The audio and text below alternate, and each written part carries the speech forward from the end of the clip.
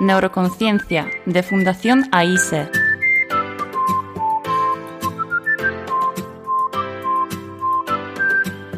Con Manuel Jesús Quintero.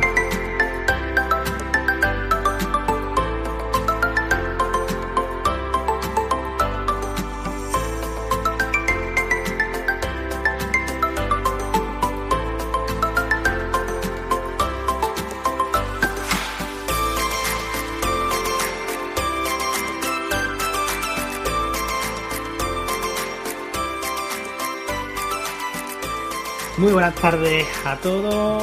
Estamos hoy a día 1 de febrero de 2024 y estamos en el capítulo número 60 de Neurofisio Club, el podcast de neurofisioterapia del Neuroconciencia, el podcast de la Fundación AISE. Hoy tenemos, como podéis ver, un poco diferente. Vemos como estamos en una página nueva. Yo creo que nos encanta esto de cambiar dónde vamos grabando y dónde vamos haciendo las cosas.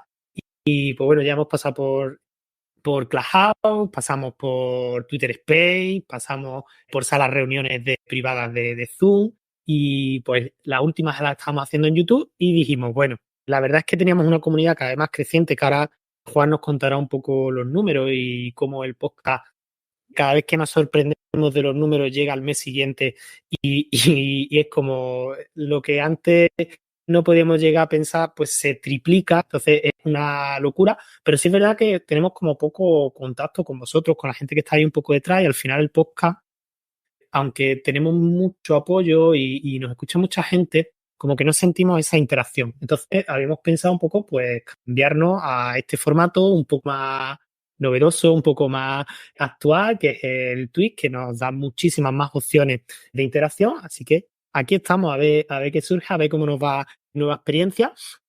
Y bueno, pues si va bien, pues bienvenido sea a todo lo que sea mejorar. Así que nada, voy a dar la bienvenida a mis compañeros hoy, a mis compañeros y a mi compañera Paula. Así que, pues bueno, Juan Anaya, que ya lo conocéis de todo, cuéntanos un poco cómo llevas la semana, cómo estás y qué te late con este programa nuevo. Hola Manuel, pues bueno. Y bueno, te decía eso que yo empecé en Clubhouse y a mí lo que me gusta realmente es el audio, así que bueno, echo un poco de menos aquellas noches oscuras en las que estaba yo aquí en calzoncillos haciendo podcast aquí medio entre susurros, porque daba igual como estuviera, ahora por lo menos me tengo que vestir para poder hacer los capítulos. Y bueno, yo estoy abierto, soy una persona muy abierta a todas las posibilidades. Con lo cual, pues si ahora toca Twitch, porque te hace ilusión estar en Twitch, pues estaremos aquí como gamers y ya está. Y bueno, la verdad que está chulo el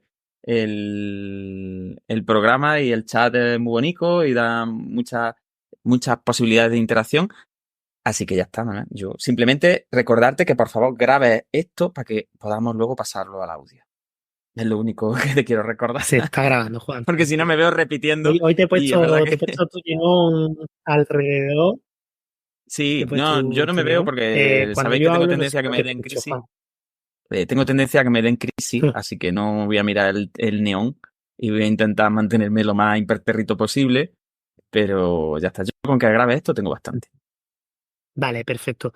Pues bueno, voy a saludar al siguiente y mientras voy a intentar cambiar el audio. Como veis, somos completamente novatos en esto, así que vamos a tener muchos fallos. Me voy a cambiar el audio a ver si escucho, porque creo que cuando yo hablo no escucho a nadie. Soy un poco, en este sentido, un poco aislado, estoy en este sentido. Así que nada, Jesús, segundo podcast y un poco el visionario de que estuvimos aquí, el que nos dio un poco la idea. Así que nada, Jesús, cuéntanos cómo estás y qué te late a ti aquí. Hola chicos, ¿qué tal? Buenas tardes. Pues yo estoy un poco nervioso, no sé. A mí esta plataforma la verdad que me gusta mucho un poco por lo que habéis comentado también, el hecho de, no sé, como que el chat se ve diferente, como que estamos todos un poco más cercanos, no sé, el tema de estar así todo en directo me hace mucha ilusión.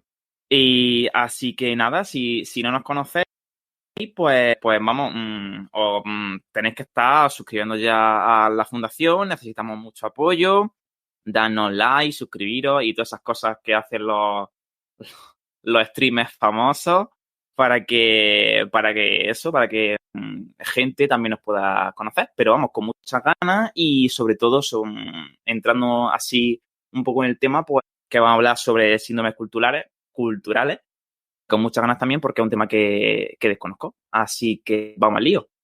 Paula Iglesias, neuropsicóloga de la Fundación Bueno, AISE, pues coméntanos un poquillo, preséntate.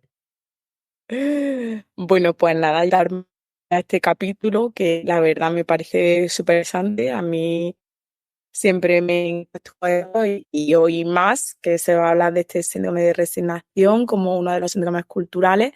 Y bueno, que mejor que escuchar a Juan hablar de esto, que a él también le encanta, lo disfruta un montón y siempre cuenta cosas desde una perspectiva muy interesante. Así que todo lo que pueda ir aportando y escuchando, pues os lo agradezco y creo que va a quedar una conversación súper interesante.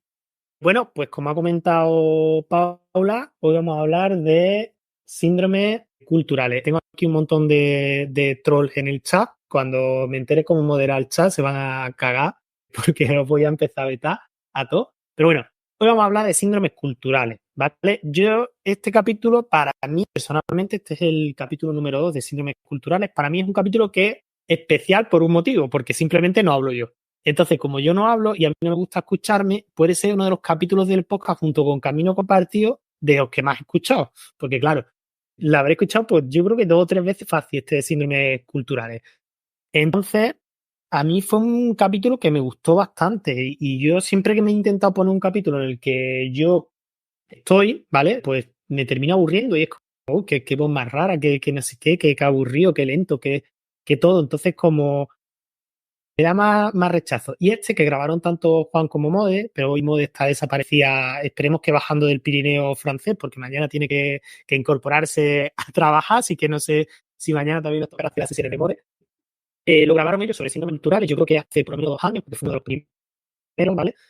De vez en cuando aparecerá por aquí, por el ladillo, el capítulo, por si queréis escucharlo antes. Y además, lo más importante es que yo recomiendo que lo escuchéis antes, aunque ahora hagamos alguna breve introducción, obviamente no vamos a repetir el capítulo 1, para eso está ya subido, así que todo el mundo que quiera verlo, que se vaya al capítulo 1 y que lo escuche. Así que, Juan, coméntanos un poquillo ese capítulo, yo creo que lo grabaste hace 2 años con Mode, y cuál fue un poquillo la idea, por qué vino un poco este tema de síndromes culturales y más o menos de qué estuviste hablando, que fuiste tú uno de los que más habló ese capítulo, por no decir el que más habló con mucha diferencia. Bueno, el capítulo de síndromes culturales, aunque Manuel, es verdad, coincido con él en lo de que a mí tampoco me gusta escucharme, yo tengo una voz un poco rara y normalmente no reescucho los podcasts que grabo, ¿no? Pero sí es cierto que el de síndromes culturales me gustó mucho porque era una semana que no teníamos nada pendiente, que era como que en ese momento grabábamos mucho, estábamos grabando en Clubhouse y se dieron una serie de circunstancias que era como un noviembre lluvioso, era muy tarde, nadie se podía conectar, solo se podía conectar Mode, ¿no? Y me dijo, mira, ¿por qué no nos conectamos y charlamos sobre alguna cosa que a ti te interese, que sea un poco friki, pero que tengamos ahí una conversación un poco entre colegas? Y a mí se me ocurrió plantear este tema. Yo venía de, bueno, como sabéis, de una tradición de hace ya unos años que estoy profundizando bastante en el tema de los trastornos neurológicos funcionales y al final muchos de los síndromes culturales son trastornos neurológicos funcionales, ¿no? Entonces, bueno, es un tema en el que converge la neurociencia, converge la antropología y converge muchos factores que a mí me interesan pues, muy profundamente, con lo cual a mí me encanta, quizás sea uno de mis temas preferidos y de los que más me gusta charlar, así que espero que la gente se escuche el primer capítulo en el que hacemos una introducción muy breve pues sobre lo que es la cultura, cómo se definen los síndromes culturales, algunos ejemplos de síndromes culturales. Y en este capítulo, que es una segunda parte 2 años después, lo que vamos a intentar un poco es desarrollar un síndrome cultural en concreto, que es el síndrome de resignación, y explicar un poco en qué consiste. Y yo creo que es súper interesante. Realmente cualquier profesional, sea sanitario o no sanitario, cualquier persona de a pie de calle, escuchar esta historia, yo creo que es muy, muy edificante, ¿no? Más que muy gratificante porque es un poco triste en realidad. Sí creo que nos enseña mucho sobre la naturaleza humana y sobre muchas cosas que todavía desconocemos. Y quizá nos da a entender que muchas veces la realidad supera la ficción, ¿no? Que quizás si nos lo contaran en una película no nos lo creeríamos, pero cuando hablamos de síndromes culturales, pues ya os digo, muchas veces la historia supera con creces a cualquier guión cinematográfico. hecha un poco esta introducción de ese primer capítulo de síndromes culturales que grabamos con Mode, pues Juan, si te parece, haznos como una mini introducción, 2 frasecillas de qué es un síndrome cultural, ¿vale? Y una de las cosas que también hemos estado hablando antes, que me parece interesante, que además es lo que yo siempre me hace mucha gracia cuando tú dices lo de esto dentro de 50 años será todo mentira. Y de ese capítulo a este, como ha cambiado la terminología respecto a algunos términos como 2 veces, por lo que has comentado. Entonces, si quieres, pues lo que hacemos, me hace una breve introducción y vamos aclarando esos términos. Y ya entramos en este síndrome de resignación, que yo creo que es un tema bastante interesante. Bueno, pues lo primero que hay que tener en cuenta es que el concepto de síndrome cultural es algo que no existe, ocurre un poco como los trastornos neurológicos funcionales, ¿vale? Es algo que si nos vamos a las guías clínicas, a las guías de diagnóstico neurológico, en el caso de los síndromes culturales, vuelvo a repetir, que cursen con signos neurológicos, pues no aparecen como tal, por ejemplo, si te vas bueno, pues si nos vamos, por ejemplo, a manuales diagnósticos de psiquiatría, como el DSM, o si nos vamos a la CIE-10, ¿no? Más de la Organización Mundial de la Salud, pues no hay como un gran desarrollo conceptual de estos síndromes. Es verdad que se nombran en algunos casos como cuadros que están asociados a la cultura, culture bound, que aparecen algunas veces, ¿no?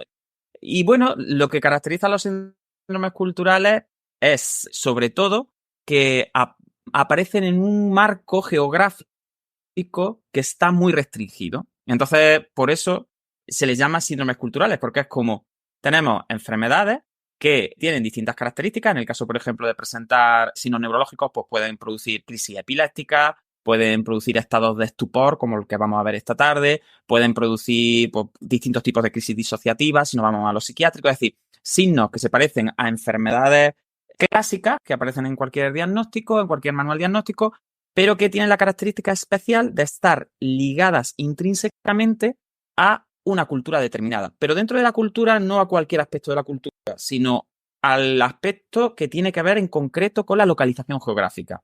De forma que, por ejemplo, podemos tener uno de estos cuadros que sea característico de Granada y no aparezca en Almería ni aparezca en Córdoba, ¿no? O que sea típico de España, pero no aparezca en otros países europeos, ¿no? Así que una definición rápida, muy rápida de síndrome cultural sería aquella enfermedad que se caracteriza por tener una incidencia, un desarrollo que está relacionado a un área geográfica específica y que su desarrollo no depende tanto de los factores físicos, geográficos, es decir, no depende tanto de que en el sitio haga frío o haga calor, ¿no? Es como si digo, es que, yo qué sé, en un sitio que hace mucho frío hay muchos virus respiratorios. Eso no es un síndrome cultural. Es decir, eso es que las características del entorno físico propician un tipo de enfermedad, ¿no? En el caso de los síndromes culturales están ligados a un lugar, pero no por las características físicas del lugar, sino por las características culturales. Es decir, por ese conglomerado de conocimientos compartidos que los distintos grupos humanos se van pasando de generación en generación y que sirven para, bueno, pues para conformar esa especie de mente expandida que es la cultura. No vamos a entrar en el término cultura porque es un término muy complejo de definir, pero sí quiero hacer énfasis en eso, en que son enfermedades que están ligadas a un sitio, pero vuelvo a repetir, no tanto por las características físicas o climáticas, imaginaros, del sitio, sino por la cultura, por el conjunto de creencias, aprendizajes, religión, valores que se comparten en ese lugar.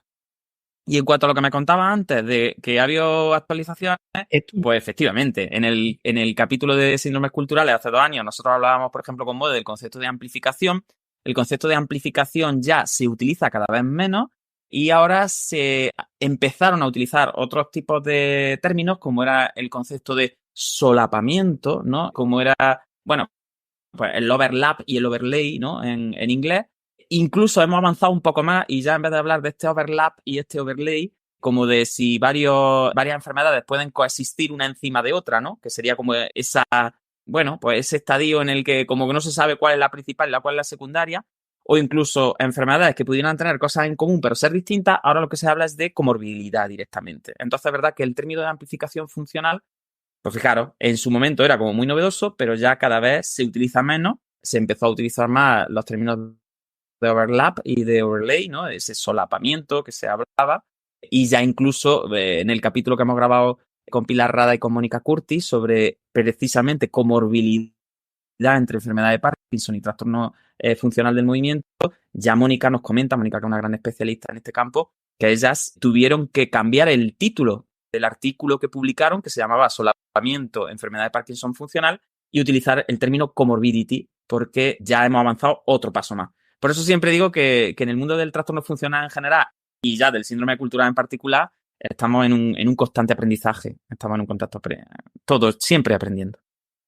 Estupendo, Juan, pues muchas gracias por esta pequeña recordatorio del capítulo anterior y un poco está puesto en contexto, sobre todo con estos cambios que al final, pues bueno, esto es lo bonito también de la neurociencia, que está siempre en movimiento y siempre cambiando. Bueno, pues justo antes de entrar en materia, ¿vale? Una cosa súper importante que además estaréis viendo justo ahora mismo por aquí por el lado, que hemos abierto la convocatoria de becas de la Fundación AISE 2024, que colaboran con la Fundación AISE, la Fundación La Caixa y el Grupo Alimenticio Andalusí. Entonces, tenéis toda la información de las becas, de todo el tema de cómo funcionan estas ayudas en SQR, podéis darle toda la difusión que veáis, todo lo que tengáis, ¿vale?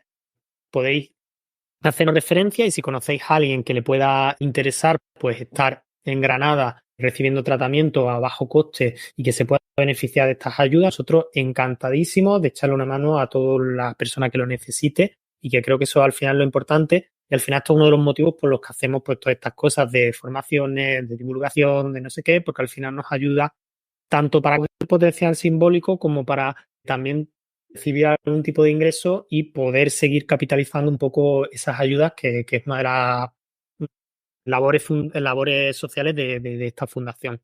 Así que nada, tengo aquí a dos patronos, no sé, Paula que está un poquillo callado, aunque no me fío de darte la palabra por si aparece de nuevo el robot, pero bueno, si quieres comentarnos algo de las becas y ya entramos un poco en el síndrome de resignación, estupendo. Si no, pues Juan, como patrono te tengo que volver a la palabra. Vale, vamos a intentarlo. He intentado cambiar la conexión para que se escuche un poco mejor. Espero que sí. Bueno, pues sí, con el tema de las becas, la verdad es que estamos súper contentos de que se haya abierto la nueva convocatoria y efectivamente, pues... Bueno, Paula, creo que tenemos intentar... robot de nuevo. Creo que tenemos robot de nuevo, sí. No, yo no te escuchaba, no sé si Juan también le pasa. Si no, Juan, coméntanos tú un poquillo, pues desde el patronato, No, yo la escuchaba cómo bien, nace vaya, no estas sé ayudas, cuál es la si... idea, cuál es... Cómo... Yo también la escuchaba bien. Bueno, yo me está devolviendo loco porque yo no os escucho bien a ninguno. Ah, vale, pues Paula, te doy la palabra. Bueno, yo si la gente del chat escucha a Paula bien, pasamos de Manuel y ya está, y hacemos el programa nosotros, porque entre los tres nos escuchamos bien y Manuel es el único que no nos escucha bien a ninguno, y además pone caras raras todo el rato y nos asusta. Entonces, no sé, Yolanda, cuéntanos ahí por el chat a ver cómo está. Porque yo escuchaba a Paula bien, de hecho la escuchaba muy bien. Bueno, Necesitamos venga, un poquito Paula, de dale. feedback. Bueno, yo sigo. En fin, que agradecemos toda la difusión que se pueda dar a las ayudas, porque la verdad que muchas familias se han estado beneficiando durante estas convocatorias de los tratamientos. Y bueno, podéis acceder a nuestra página web pues, para ver los comentarios, las vivencias y las experiencias de personas, ¿no? y de familias que han estado trabajando con nosotros. Y la verdad que es todo un orgullo para el equipo pues poder lanzar esto, poder obtener la financiación y poder ayudar a las personas con afectación neurológica a las que le urgen, ¿no? y le prima el tratamiento transdisciplinar. Así que nada, todo lo que sea difusión y alcance, pues lo agradecemos y esperamos poder ayudar a todo el que lo necesite. Y bueno, con respecto al capítulo, pues yo tengo muchas ganas, la verdad, porque creo que es un tema súper interesante, de estos temas que de repente, pues es cuando crees que más o menos sabes algunas cosas en neuro, que eso no pasa nunca, pero bueno, cuando dices, bueno, más o menos, de repente llegan estas cosas, ¿no? Que te trastocan y que te hacen ver, pues que, como dice mi madre, que no somos nadie y que... Y que bueno, que hay cosas que pasan en el cerebro de las que todavía a lo mejor no hay respuestas claras o basadas en una evidencia orgánica o explícita, pero que ocurren, que le afecta a la gente y que además tiene un correlato pues bastante consistente. Yo justo esta semana estaba escuchando un podcast porque también, bueno, me estoy leyendo el segundo libro de Saúl Martínez Porta, que es un neuropsicólogo que ya sabéis que también seguimos en la fundación y demás. Y en esta segunda publicación que ha hecho, aunque yo todavía no he llegado a esa parte, pero es cierto que comenta que hay un capítulo en el que habla un poquito de funcionales, entonces estoy deseando llegar a ella. Y comenta algo que no es exactamente lo que vamos a hablar hoy aquí, porque hoy se va a hablar más del tema de estados de estupor, pero sí que relata algo que a lo mejor puede servir de introducción a esto de los síndromes culturales, que es como, por ejemplo, hay casos en la India, no sé si sabes, Juan, esto que es antropólogo, seguro que tiene un ejemplo para cada país, pero yo este no lo sabía y me resultó súper curioso y lo contó él, ¿vale? Yo voy a describir lo que él dijo, que fue que, bueno, en la India no sé si sabéis que por lo visto el perro no es un animal que esté muy bien reconocido o aceptado, ¿no? Porque es como, por lo visto, ellos conceptualizan como que si te reencarnas en él, pues eres como un ladrón o algo así. Y entonces hay gente que, por lo visto, en la India, debido a este pavor, ¿no? Y a este miedo que tienen a los perros, si alguna vez reciben la mordedura de un perro, adoptan un estado de rabia, donde se ponen a echar saliva por la boca, donde se ponen a temblar y donde se ponen pues, en estados convulsivos como si tuvieran la rabia. Luego se le hace los análisis y no la tienen, pero por cómo está eso asentado a nivel cultural y por cómo eso se transmite, pues fíjate cómo hay un miedo, no sé si decirlo, un miedo, una cultura, algo que trasciende, ¿no? Y que se expresa con una sintomatología totalmente orgánica. Entonces me resultó súper curioso justo escucharlo hace 2 días en relación a este episodio y bueno, a lo mejor puede ser una forma interesante pues de introducir más cosas de las que ahora vamos a hablar en específico de cara a estos síndromes culturales. Pues sí, bastante interesante. Bueno, que mientras que estaba hablando, Paula, nos han llegado una nueva suscripción. Muchas gracias, que nosotros nuevos en estos programas, pues muchas gracias. Tenemos aquí abajo una de seguidores que estamos intentando llegar a los 50 seguidores. Así que nada, muchísimas gracias a todos los que vengáis, que es como nuestro primer objetivo en este vídeo, llegar a esos 50 suscriptores, que para sigamos compartiendo el contenido es muy importante.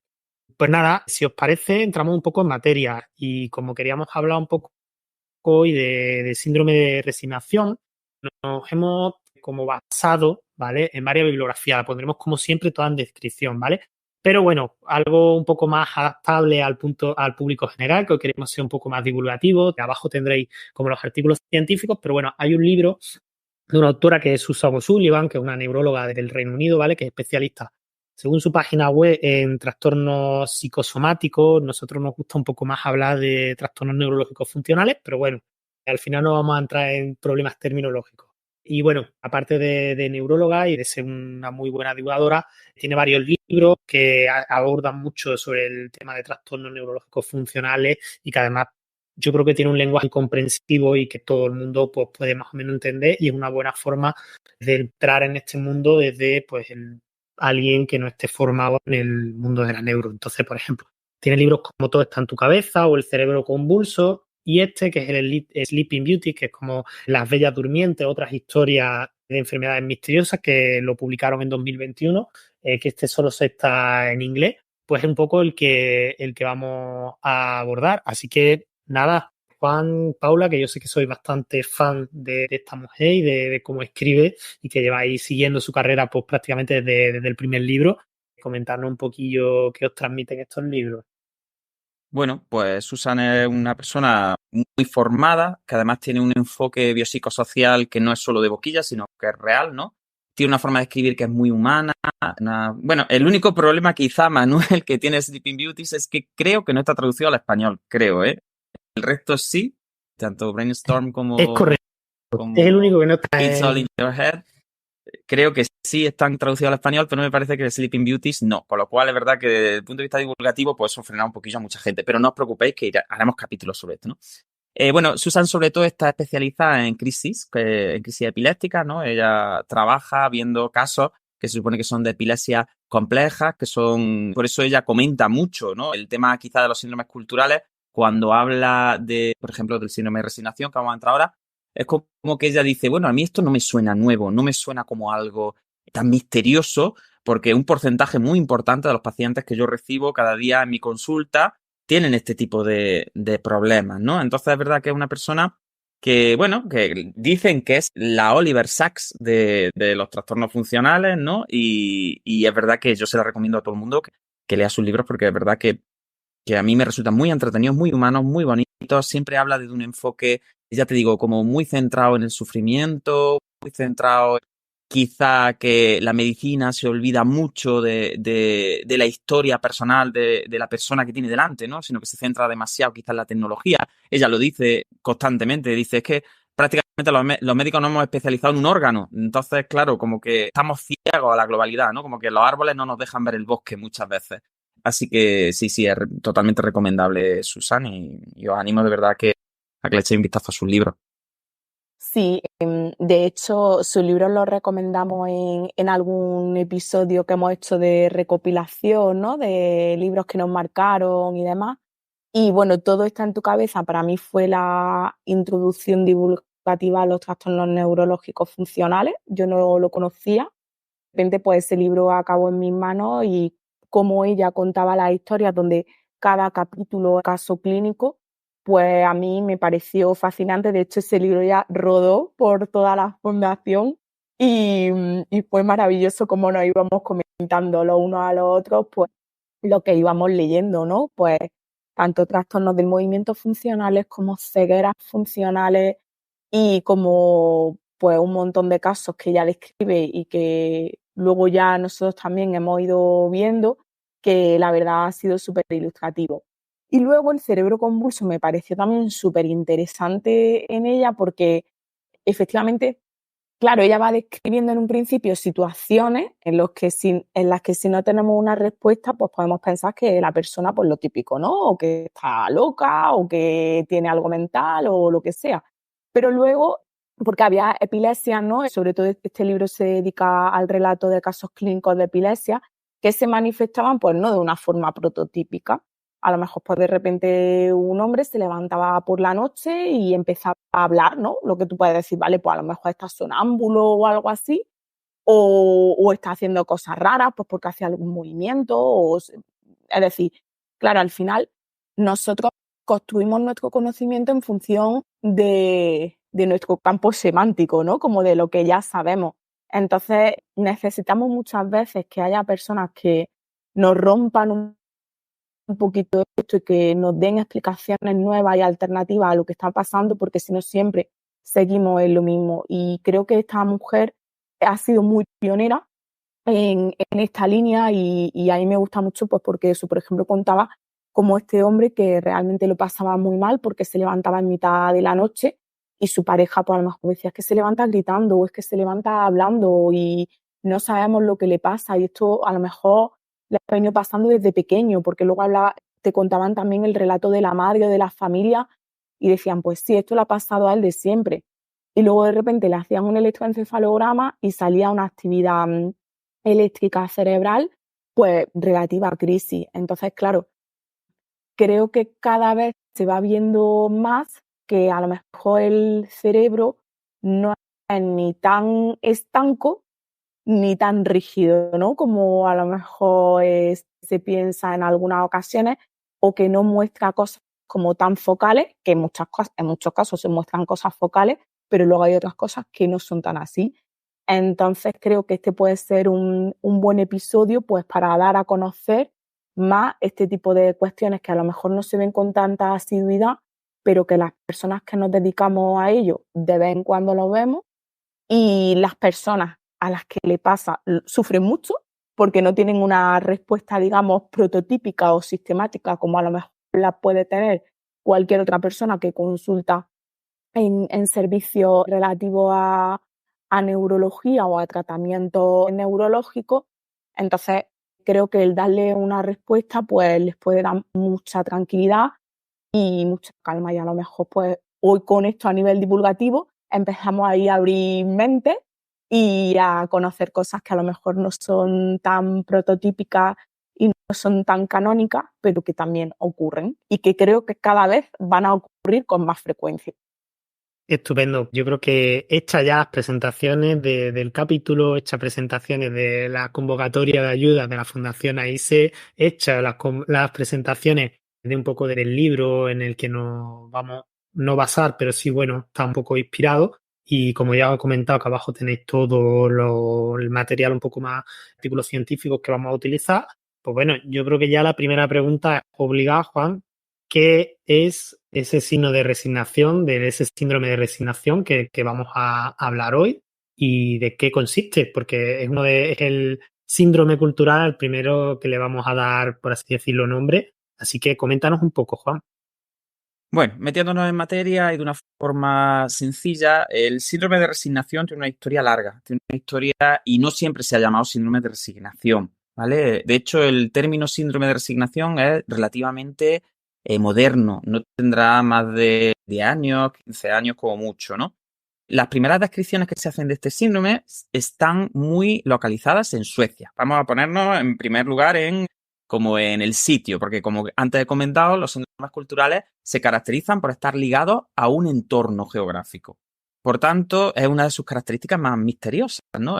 ¿Por qué en Suecia? Pues efectivamente, siempre se habla del inicio de la descripción del síndrome de resignación como de los años 90, pero lo cierto es que si nos vamos hacia atrás ya, los años 50 del siglo pasado, hubo algún psiquiatra, en concreto una psiquiatra sueca que se llamaba Annalisa Hanel, que describió un cuadro que era muy poco frecuente, que afectaba siempre a edad infantil, que esa es otra de las características del síndrome de resignación, y que, para resumir mucho, sería algo así como que de repente los chiquillos y las chiquillas, porque no hay gran diferencia en cuanto a sexos, ¿no? Pues empezaban a notarse como desganados, ¿no? Como que empezaban a comunicarse cada vez menos, tenían como menos interés en las relaciones sociales, comían menos, se movían menos, hasta que llegaba un momento en que prácticamente se tumbaban en la cama y cerraban los ojos y ya dejaban de moverse completamente, dejaban de comer, dejaban de beber, dejaban de ir al baño y entraban en un estado de estupor que hacía que se quedaran pues lo que comúnmente podría, no en neurociencia, pero sí comúnmente una persona podría entender como un coma, ¿no? Para que nos entendamos todos rápidamente. Entonces, claro, esto que en un principio fue descrito así como de una curiosidad casi, ¿no? Como una cosa de, bueno, fíjate qué cosa tan curiosa, ¿no? Para la gente que nos escuche dirá, bueno, pues ya está, porque los chiquillos tenían una enfermedad neurológica. El problema de todo esto es que conforme fueron pasando las décadas y se fueron afinando los mecanismos diagnósticos, pues todas las pruebas neurológicas clásicas que se puedan pasar desde un electroencefalograma, pruebas, todo lo que tenemos hoy en día, escáneres de distintos tipos, tomografía, resonancia, todo en estas criaturas es completamente anormal. Es decir, no hay ninguna prueba ni de imagen ni funcional que dé ninguna alteración. Entonces nos encontramos, en un resumen, luego hablaremos de las características más llamativas, con chiquillos que suelen estar, chiquillos y chiquillas, que suelen estar en una edad comprendida entre los 7 y los 19 años, principalmente en esa horquilla de los 12 años, que de repente, un día, sin ningún motivo aparente, sin ninguna enfermedad, ni que hayan pasado nada, ni que hayan tenido fiebre, ni que hayan tenido ningún tipo de problema, pues poco a poco entran en un estado de apatía. De hecho, en un primer momento a este cuadro se le llamó cuadro por apatía, ¿no? Y ya os digo, es como que se van desvinculando de la realidad, desvinculando de las relaciones, desvinculando del medio ambiente, del entorno, de su familia, de sus amigos, y entran en un estado, pues, está aquí mi cuerpo, pero yo realmente no estoy aquí, no interacciono de ninguna manera, no abro los ojos, no tengo ningún reflejo, se dirija hacia ningún estímulo concreto. Y bueno, ya os digo, el grado de gravedad, nunca mejor dicho, difiere bastante. Ahora hablaremos de las características que tienen en cuanto a evolución, en cuanto a factores precipitantes, etcétera, etcétera. Pero muy básicamente el cuadro clásico es ese. Es un cuadro de falta de comunicación, de falta de movimiento, de falta de interacción y de cualquier tipo de lo que entendemos como, bueno, pues como el estar despierto de esos chiquillos sin que exista ninguna causa que lo justifique. Así de misterioso. Sí, la verdad que bastante misterioso y bastante interesante desde el punto de vista neurológico, aunque sea una situación bastante dantesca en ese sentido, bastante triste, pero desde el punto de vista neurológico es lo que comenta, es como ¿qué está pasando ahí para que estas personas prácticamente, pues que su nombre lo indique, completamente un síndrome de resignación, completamente abandonado en ese sentido a cualquier tipo de iniciativa? Entonces, es bastante curioso. Juan, nos has comentado que todas las pruebas estructurales, por así decirlo, más neurológicas típicas, no daban ningún tipo de resultado, no daban ningún tipo de imagen. Pero bueno, entendiendo que estamos en un capítulo de síndromes culturales, entiendo que si había algunos factores sociales, algunos factores culturales que eran como desencadenantes en estos cuadros. Entonces, ¿qué explicación desde el punto de vista más antropológico? Porque ya hemos visto que desde el punto de vista neurológico no se le ha podido dar tanta explicación hasta en ese primer momento. ¿Qué factores se veía desde ese momento y que podían desencadenar estos cuadros? Pues fíjate, desde el punto de vista antropológico, lo primero que tenemos que tener en cuenta es precisamente la localización geográfica. Es muy llamativo que ocurra principalmente en Suecia. De hecho, es llamativo que en otros países de Europa no se dé apenas. Es verdad que ahora sí se han reportado en los últimos años algunos casos en Australia, en una isla en concreto, ¿no? Pero luego hablaremos de las características comunes que mantienen. Y bueno, eso es lo primero que llama la atención, Suecia, ¿vale? Lo segundo que llama la atención es el rango de edad, es decir, no se da en adultos. Sí, tienen un rango de edad que es muy determinado, que es la preadolescencia, adolescencia temprana, en torno, ya os digo, a esos 12 años. Y lo siguiente que llamó la atención de los investigadores era que siempre se daba en niños que pertenecían a familias que eran inmigrantes, es decir, que habían entrado al país buscando asilo porque provenían de una serie de países muy concretos que eran principalmente países de la antigua Yugoslavia, ¿no? de balcánicos y también de la antigua URSS, y que compartían una serie de características. En principio eran personas que pertenecían a minorías étnicas en su lugar de origen, y esas minorías étnicas normalmente estaban represaliadas de alguna manera. Es decir, en el país ya de origen mantenían como un estado de alerta constante porque por algún motivo, fuera religioso, fuera por etnia, fuera principalmente casi siempre religioso, ¿no? O por clan, eran perseguidos. Entonces, claro, tenían que salir de sus países de origen por motivo de este tipo de violencia, ¿no? Y llegaban a Suecia, y en Suecia solicitaban asilo político o solicitaban, pues bueno, que se les diera una solución y que no volvieran a sus países, ¿no? Entonces, eso también llamó la atención, que no solo se diera en un país concreto, sino que se diera también entre personas, familias que venían de ciertos países concretos y que estaban en ese proceso como de, bueno, pues de un comité de migración que tiene que decidir si esta familia se queda en Suecia o la devolvemos a su país de origen. Diréis vosotros, bueno, ¿y esto realmente qué incidencia tenía? ¿Qué otro factor antropológico que yo considero muy, muy interesante? Pues para que la gente se haga una idea, cuando se han hecho censos, tenemos un censo de la propia Asociación de Psiquiatría Infanto-Juvenil Suecia, que hizo un recuento en 2004-2005, y había casi 500 refugiados de menos de 20 años que ya habían sido tratados por reducción de la comunicación y por estar entrando en el grado 1 de este síndrome de resignación, que luego distinguimos en los grados, ¿no? Entonces son casi 500 niños, que no es moco de pavo, es decir, que no es un caso aislado de una enfermedad poco frecuente, sino que era un porcentaje muy alto de estas criaturas. Lo llamativo, además, era, porque claro, esto en un principio se asoció mucho al trauma, ¿no? Era, pues bueno, son chiquillos que en sus lugares de origen pues han podido presenciar, y de hecho es cierto, muchos de ellos han presenciado pues situaciones de violencia hacia sus familiares, han presenciado violaciones hacia algunos de sus familiares, incluso ellos mismos han podido ser víctimas de esta violencia, tanto en el componente más de una agresividad más generalizada como un componente individual de la agresión, ¿no? Incluso han podido ser ellos sufrir violaciones ellos mismos, ¿no? Entonces, bueno, pues se le dotó como de esta característica de trauma, ¿no? Que había como, pues bueno, como roto la psique de estas criaturillas que eran tan chiquitillas, ¿no? Que estaban todavía en periodo como madurativo, y eso pues los había dejado tocados en el sentido de que se habían quedado, pues bueno, como en estado de shock. Pero claro, esto había un problema y el problema era que los niños no desarrollaban la enfermedad antes de entrar en Suecia, que era algo muy llamativo. Entonces era claro, si el cuadro estaba asociado a ese trauma que habían vivido en los países de origen, entonces cuando yo hiciera un filtro y como que detectara cuántos de ellos entraban ya con características de resignación, de este síndrome, de este estupor, ¿no? De esta apatía en el momento de entrar al país, ya deberían venir con el shock, ya deberían venir tocados, ¿no? Y sin embargo, siempre se veía que el cuadro se desarrollaba una vez que estaban ya en el país. Eso es muy llamativo y vuelvo a repetir que no se trata de poca cosa. De hecho, hay otro informe más o menos de incidencia en 2016, 2017, que habla también de cientos de casos, ¿no? Entonces, eso desde el punto de vista antropológico es muy llamativo. Es un síndrome que se desarrolla ya en el entorno seguro, no en el entorno inseguro. Y otra característica también que quiero remarcar y que creo que da pie a mucha reflexión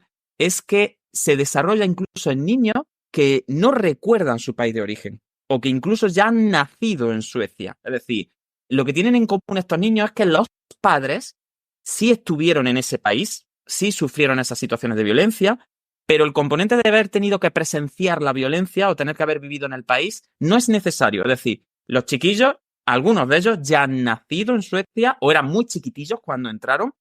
La gran mayoría de ellos ya manejan el idioma local de una forma perfectamente fluente, de una forma, están integrados en la sociedad, van a la escuela. Es decir, no estamos hablando de minorías aisladas que han hecho como un gueto, para que nos entendamos, ¿no? Como una burbuja cultural aparte de la cultura sueca, sino todo lo contrario. Es decir, están completamente incluidos, están completamente enculturados ya en su nueva tierra.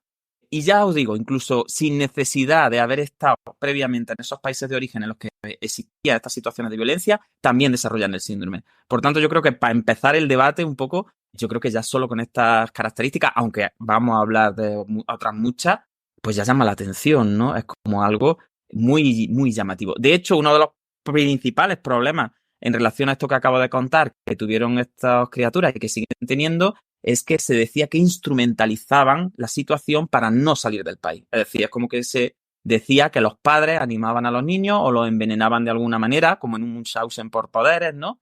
Para como tener algún tipo de beneficio migratorio y evitar la deportación a los países de origen. Pero luego rebatiremos todo esto porque evidentemente no hay ningún tipo de prueba científica que habrá algún caso, evidentemente, ¿no? Siempre que hablamos de funcionales dicen, es que hay alguno que se aprovecha, que tiene ganancias, no sé cuánto. Como en todas las enfermedades, evidentemente habrá gente que esté simulando un estado de estupor con algún tipo de, bueno, de motivación rara. Pues evidentemente el mundo es muy grande y lo habrá. Pero estas criaturicas evidentemente no estaban ni simulando ni estaban siendo instrumentalizados en este sentido. Bueno, que digo que a mí me parece súper curioso lo que de estos condicionantes, ¿no? Sociales y culturales. Y de cómo, no sé, yo en este capítulo es verdad que tengo más hipótesis y preguntas que respuestas, ¿no? Pero a mí se me viene como probablemente niños que sí que hayan vivido esa experiencia, efectivamente el estado de alerta, ¿no? Que tiene el cuerpo y el sistema en el momento de estar todavía en el país de origen puede hacer que todavía no se esté expresando nada, ¿no? Eso es en los que ya se expresan una vez que están en el país. Pero luego efectivamente está ese otro dato curioso que comenta de niños que no han vivenciado nada, que directamente han nacido en el país en el que ahora en un principio pues están viviendo de una manera segura, pero cómo puede que aún así, y también como comentas, sin que haya una transferencia explícita por parte de la familia, pero que sí que haya cosas que se comunican ahí y que eso pueda llegar y que se transmitan, digamos, de alguna forma y que eso pueda llegar a provocar estos estados de estupor, ¿no? Eso me parece súper curioso. Luego también, bueno, me encantaría saber la opinión, siendo Andrew J. Smart sueco, me encantaría saber su opinión y si va a sacar un libro de esto. Si no, pues se lo podemos proponer y lo necesitamos, por favor, que nos dé algo de información. Y también se me ha venido, ¿no? Cuando has dicho el país este. Y, y eso, como hay veces que porque claro, nosotros siempre somos muy explícitos con el lenguaje, ¿no? Y creemos que el lenguaje, que con el lenguaje y con la comunicación verbal lo dominamos todo. Pero nos estamos dando cuenta de que hay cosas que pasan en el cuerpo, en el movimiento, en el pensamiento, en el cerebro, que están ahí, que tampoco que no tienen por qué ser ni traumas ni nada de eso, pero simplemente que están y que luego se expresan, ¿no?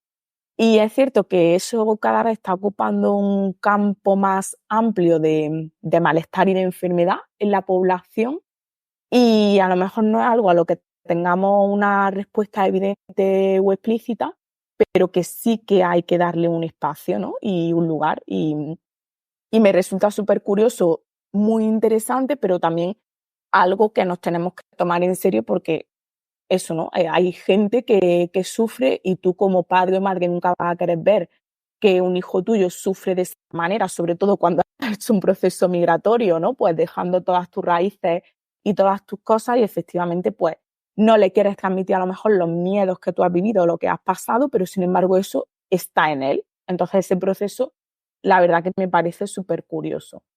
Y luego, no sé si a lo mejor me estoy adelantando, pero en lo que has comentado de que efectivamente está como ese estado de pseudocoma sin que haya evidencia en pruebas diagnósticas. Bueno, lo primero que hay veces que, por ejemplo, y esto se tiene súper asentado en neurociencia, que hay muchas demencias que se diagnostican por clínica y que las resonancias salen limpias. Entonces yo me pregunto, ¿por qué no puede estar esto más extrapolado a síndromes funcionales o a estos síndromes culturales que estamos hablando? ¿No? Porque sería lo mismo. Y también hay un montón de estudios que se han hecho donde a lo mejor los hallazgos se han visto post-mortem en estados de demencia, pero luego la clínica era muy clara a nivel de expresión, era muy congruente, entonces esa persona tiene su diagnóstico y tiene su respuesta. Pero bueno, eso lo podemos también ir comentando luego.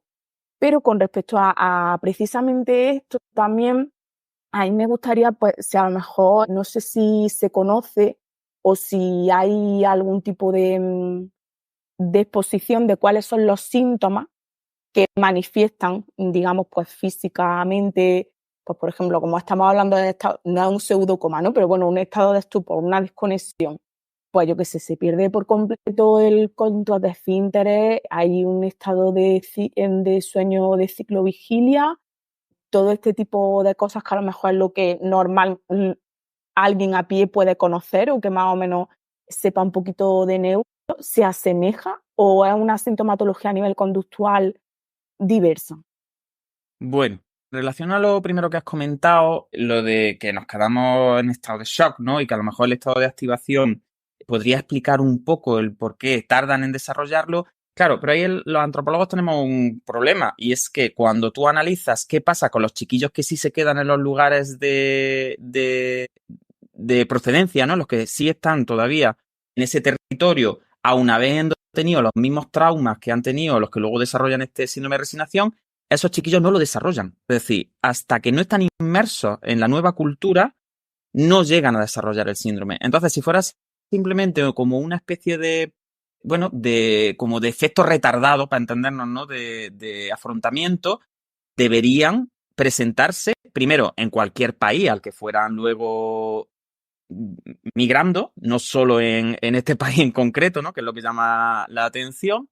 Y aparte también los niños que están allí deberían estar todos catatónicos, es decir, deberían estar todos, luego veremos la diferencia con la catatonia, ¿no? Pero deberían estar todos con ese síndrome de estupor, ¿no? Y sin embargo, ese síndrome no aparece, ya vuelvo a repetir, en los lugares de origen, ni aunque se mantenga el cuadro, ¿no? Entonces, eso nos llama poderosamente la atención. Es decir, es como que hay algo que necesita que la criatura haya experimentado un nuevo estado de bienestar, llamémoslo, o un nuevo estado como de protección en esa cultura en concreto, de ese país en concreto, y que luego eso como que sea un factor predisponente necesario para que se desarrolle el cuadro. Y eso es llamativo, es decir, es llamativo que muchas veces la reacción tan perversa que ahora vamos a ver que desarrollan estos niños, parta de la base de que han llegado a un sitio mejor.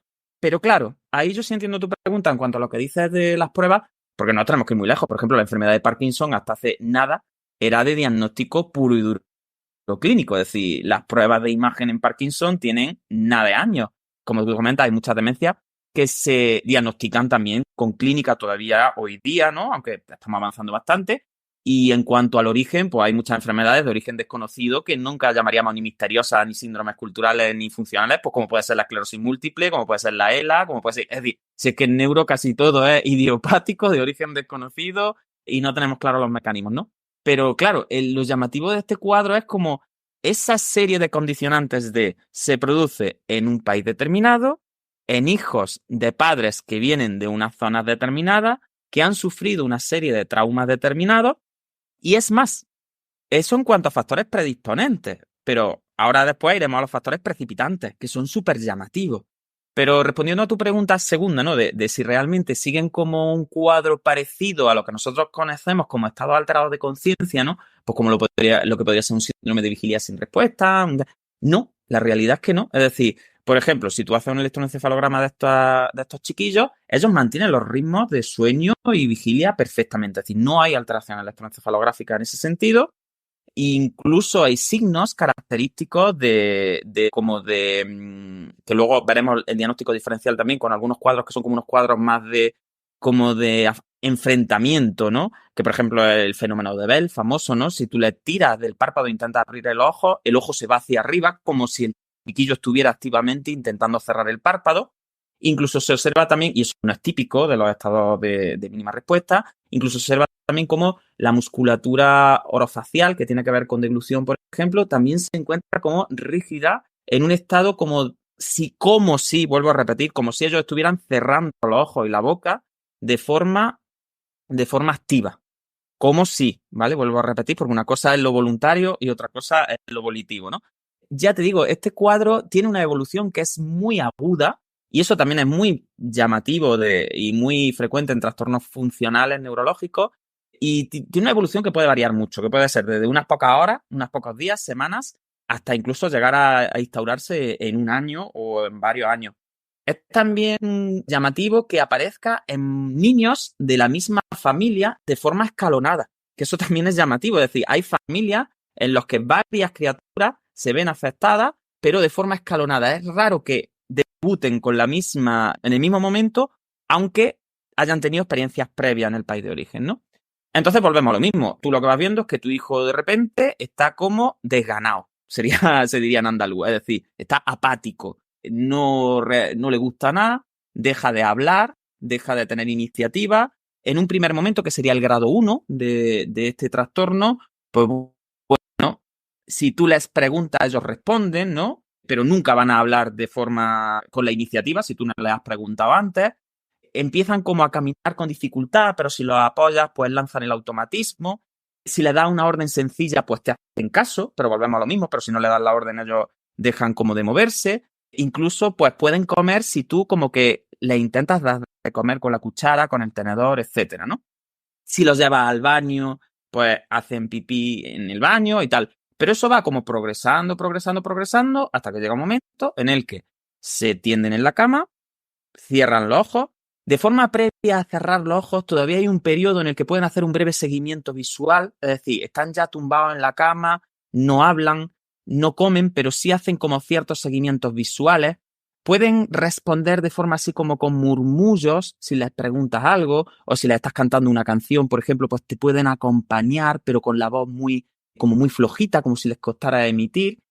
Y luego ya poco a poco van perdiendo el seguimiento visual, siguen con los ojos abiertos, pero ya no siguen con la mirada, y ya a partir de ese momento cierran los ojos, cierran la boca y dejan de moverse. Pero claro, se caracterizan por tener un cuadro muy hipotónico, es un cuadro en el que están como muy blanditos, pero mantienen los reflejos perfectamente presentes, las reacciones musculares perfectamente presentes, todas las reacciones aceleración dependientes están presentes, es decir, toda la exploración física es completamente, desde el punto de vista neurológico, totalmente normal.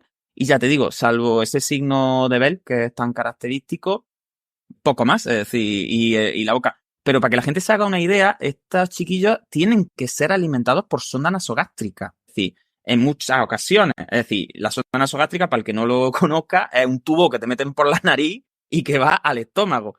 Y fijaros si llega la resignación y si esto no es simulado, que estos niños en el grado 2 ya ni siquiera se mueven cuando se les está sondando. Es decir, ese es otro de las cosas que dice que realmente no estarían como simulando ni haciéndolo a posta, porque ¿quién puede aguantar que le metan un tubo por ahí sin moverse? Es decir, es imposible. Sí es verdad que se han reportado algunos casos en los que sí ha habido cierta resistencia a este tipo de abordajes más cruentos, ¿no? Pero que siempre las respuestas son mínimas, son respuestas de un ligero movimiento, de tal. Entonces, estamos hablando de cosas gordas. Y luego, aparte, incluso en casos en los que, porque claro, estos niños en un principio se hospitalizan, se le hacen estudios ya no solo de estudios de neuroimagen, electrofisiológicos y tal, sino que se le hacen estudios pues de líquidos cefalorraquídeos, se le hacen incluso pues biopsias musculares, electromiogramas, y todo sale normal. Y a veces, con esa teoría un poco de que intentan llamar la atención o de que es por protección, etcétera, se los separa de la familia y se les graba y se ve cómo en ningún momento del día ni de la noche realizan ningún movimiento, ni abren los ojos, ni... Entonces, claro, es imposible que una persona mantenga ese estado de una forma consciente y voluntaria durante 6 meses sin, ¿me entendéis? Es decir, mientras se están haciendo sus necesidades encima, mientras están siendo alimentados por una sonda, es decir, esas serían las características del cuadro. Pero volvemos a lo mismo, desde el punto de vista de un estado alterado de conciencia, no cumplen criterios, ni criterios electroencefalográficos, ni criterios de activación muscular, ni criterios, es decir, no, ellos mantienen sus ciclos perfectamente, duermen y tienen momentos en los que se suponen que están más despiertos, pero no, es como si se hubiesen retirado. De hecho, muy llamativo que muchos de ellos, cuando les preguntan, los que se recuperan, que luego hablaremos que hay factores que pueden ayudar a que se recuperen, muchos de ellos lo describen como un sueño del que no se quieren despertar. Describen como que están durmiendo, que son conscientes de alguna manera de lo que está pasando, pero ellos no quieren despertarse de ese sueño. Entonces, fijaros que es un correlato en el que de una forma como muy progresiva, en algunos casos, pero en otros muy fulminante, pues tenemos un chiquillo normal que de repente está postrado en una cama, que está con los ojos cerrados, que no habla, que no come, que no se mueve, que no responde. De hecho, se han hecho con ellos antiguamente se hacían barbaridades como ponerles bloques de hielo encima para ver si reaccionaban, y evidentemente no reaccionaban. Es decir, se les infligía un poco de estímulos dolorosos y evidentemente no había tampoco respuestas de retirada flexora ni extensora, que también son típicos de estados alterados de conciencia, ¿no? Entonces, claro, es que no cumplen criterios, es como una retirada aún peor que en muchos casos ha estado neurológicamente, que sí sabemos que hay una conciencia alterada. Entonces es muy, muy llamativo. Muy interesante, Juan. Yo sobre todo hay dos cosillas que me llaman mucho la atención, que la tenía aquí apuntada de antes de la anterior intervención, y es como habéis comentado. La primera es que, igual que los trastornos funcionales del movimiento, pues se suele banalizar y se suele decir un poco, pues la persona estará fingiendo, la persona tiene un interés, la persona tiene... Pero claro, ahora una vez que nos comentan el cuadro y la clínica, es que no entra en ninguna cabeza que esa persona esté de alguna manera simulando ese cuadro. Y incluso también, como comentabas, con esos factores sociales de intento de mantener en el país de acogida y todo eso, es que al final son factores sociales que intervienen, pero que no se pueden interpretar como que haya una simulación consciente por parte de la persona. Y luego el segundo factor, que yo creo que esto también lo comentamos mucho en el Congreso de Neuroconciencia, que tratamos sobre trastornos funcionales del movimiento, y es una cosa que se suele también hablar mucho en trastornos funcionales y que se suele confundir mucho en él, siempre el trauma emocional previo, el trauma previo, siempre como limitar el trastorno funcional del movimiento o el trastorno funcional general a un problema emocional o a un problema puramente de que has tenido algún tipo de trauma en tu vida y que eso te ha provocado algo emocional y que se expresa en el cuerpo de esta manera. Entonces estamos viendo que sí que puede tener un desencadenante, que puede tener un factor, que obviamente el contenido emocional y este contenido en estos niños es muy importante, pero que no explica por sí solo el caso, ni solo se puede ver desde la perspectiva emocional. Entonces yo creo que aquí Paula puede echar una mano porque creo que es muy defensora de esta postura de separar un poco el trastorno funcional del movimiento desde el punto de vista del trauma emocional, sobre todo entendiéndolo solo como un factor, no como el único factor. Entonces no sé qué opinas, Paula, al respecto. Sí, la verdad es que esto fue algo que se debatió mucho en el Congreso Neuroconciencia y creo que es algo que siempre salta a la palestra, ¿no? También cuando grabasteis el episodio con Daniel Macías y con Víctor Mayordomo, que cuando se habla de trastornos funcionales, pues surge, ¿no? Esta duda por el hecho de que yo creo que algunas veces todavía somos tan neandertales que si no vemos las cosas muy, muy claras, es como que no nos las creemos, ¿no? Y tendemos pues siempre a tener esas teorías de traumas y emocionales y de si algo no nos cuadra, porque tiene que haber ahí un mecanismo emocional que esté a la base.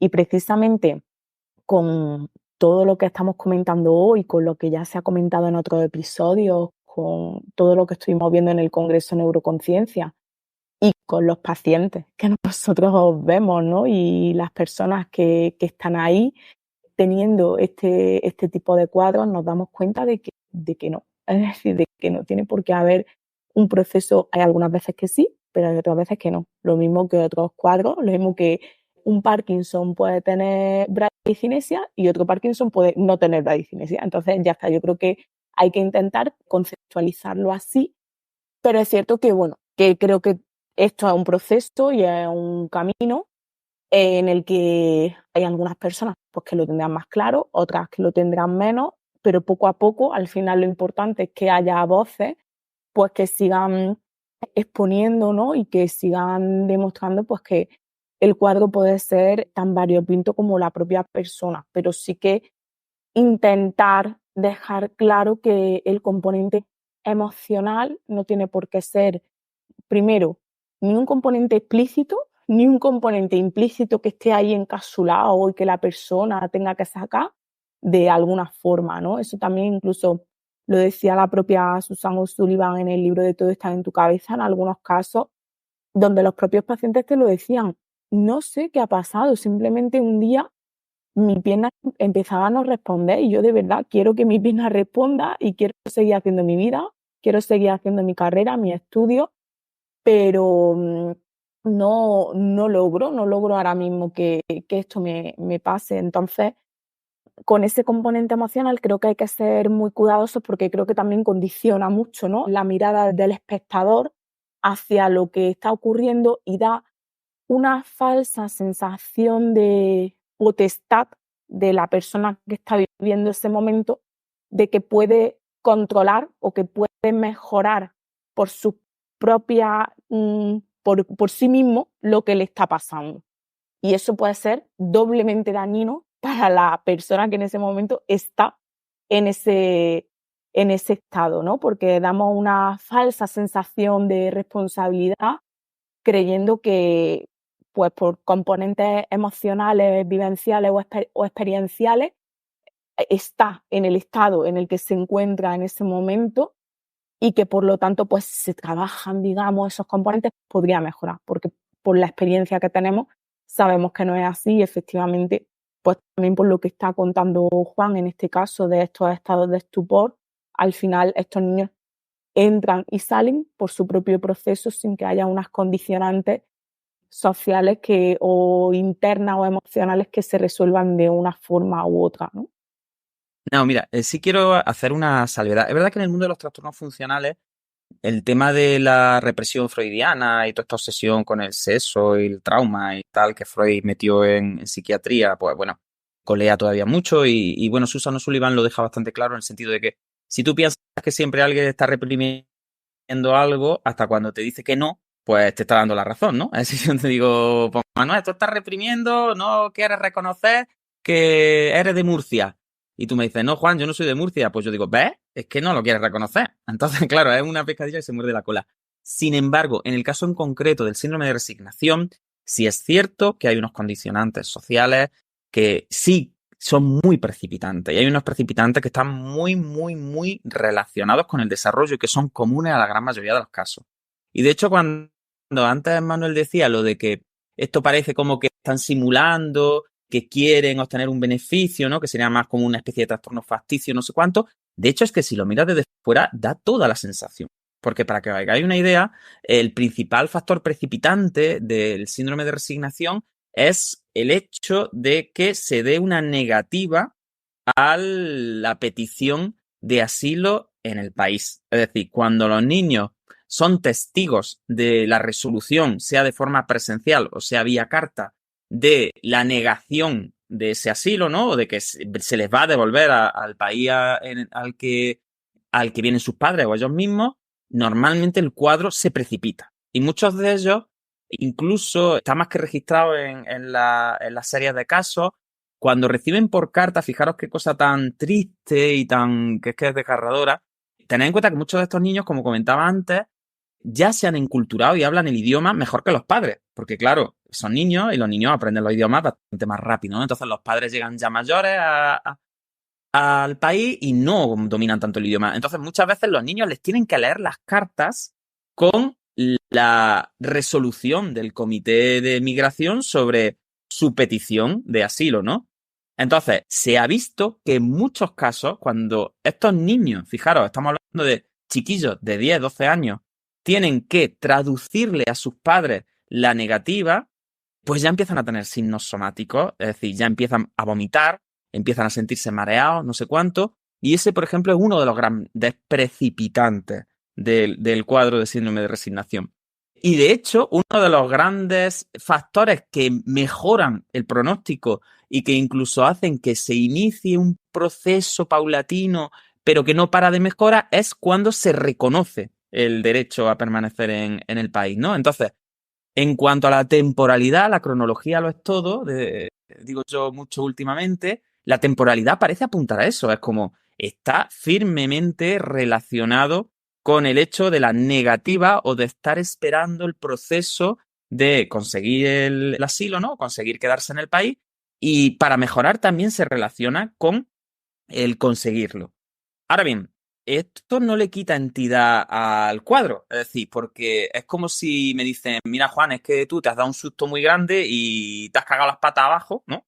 Y es que te has cagado por casquerío, no, es porque tenía un susto muy grande. Me explico. Tendemos a pensar que cuando las cosas están precipitadas por factores emocionales o por factores que tienen que ver con la sensación de pertenencia, con la sensación de seguridad, como que son menos reales o que se pueden manipular más, y no. Es decir, igual que yo entiendo que si yo a un niño de 12 años le pego con un palo en la cabeza, le puedo hacer un traumatismo craneoencefálico y puede entrar en un estado de mínima conciencia, tengo que entender que un chiquillo que quizás no ha vivido en sus carnes incluso los crímenes o la agresión o la violación de cualquier tipo de derechos humanos, ¿no? Pero sí, como decía Paula antes, está sufriendo en su casa como ese diálogo que quizá incluso es peor, porque no lo ha vivido, de que sus referentes, que son sus padres, ¿no? Todos sabemos que a esa edad nuestros referentes de seguridad son los padres. Tú ves la cara de preocupación de tus padres cuando aparece una noticia sobre ese país en la tele, por ejemplo. Tú estás viendo la cara de miedo de tu referente cuando se toca el tema de alguna manera. Tú estás viendo que cada vez que se viene alguna noticia del comité de migración o se viene no sé cuánto, aunque el padre o la madre intente que no se le note, en la cara se le tiene que notar el miedo. Entonces, muchas veces esas pistas, esas pequeñas, como lo que decían, ¿no? De los monitos que aprendían a temer a las serpientes cuando veían a las madres tener miedo a las serpientes, ¿no? En los experimentos clásicos. Al final, estas criaturicas son como monitos que, aunque no hayan vivido el trauma directamente, sí están viendo a sus referentes de seguridad atemorizados frente a una situación que encima muchas veces ellos apenas recuerdan, por lo tanto la pueden magnificar aún más, ¿no? Que esto es terrible. Entonces, claro, cuando los niños tienen más nivel todavía que los padres y tienen como ese papel de yo informo a mi padre de lo que está ocurriendo, yo tal, y saben que van a causar ese miedo, esa reacción, al final es como una especie de pavor delegado. Es como que tus referencias de seguridad tienen tanto miedo que al final yo, como chiquillo, como criaturica, que dependo de ellos y que son mis referentes de seguridad, ¿qué puedo hacer? Entonces, fijaros que los precipitantes están súper relacionados con eso. De hecho, por ejemplo, ver vídeos en YouTube o ver noticias sobre esos países de origen, aunque vuelvo a repetir, los niños no hayan estado nunca o no recuerden haber estado nunca en ese país de origen, pueden precipitar también el cuadro.